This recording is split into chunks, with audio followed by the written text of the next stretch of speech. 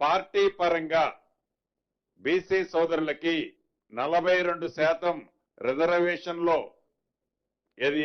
సీట్లు అలాట్ చేస్తూ మొదట గ్రామ పంచాయతీ ఎన్నికలు నిర్వహించాలని ఈరోజు కేబినెట్ నిర్ణయించడం జరిగింది. మిగిలిన ఎంపీటీసీలు, జెడ్పీటీసీలు, అదే రకంగా మున్సిపల్ కార్పొరేషన్లు అన్నీ కూడా కోర్టులో ఒక కంక్లూజన్ వచ్చిన తర్వాతనే వాటిని నిర్ణయం తీసుకోవాలని కూడా ఈరోజు రాష్ట్ర కేబినెట్ లో సుదీర్ఘంగా చర్చించిన తర్వాత రాష్ట్రానికి కేంద్రం నుంచి రావాల్సిన సుమారు 3,000 కోట్లు గడిచిన 2 సంవత్సరాల నుంచి ఏవైతే ఉన్నాయో అవి కూడా యాజ్ పర్ నామ్స్ ప్రకారం మార్చితో ల్యాబ్స్ అయిపోతున్న కారణంగా రాష్ట్రానికి రావాల్సిన 3,000 కోట్లు ల్యాబ్స్ చేసుకోవటం ఇష్టం లేక స్థానిక సంస్థలు ఓన్లీ గ్రామ పంచాయతీ ఎన్నికలు పెట్టాలని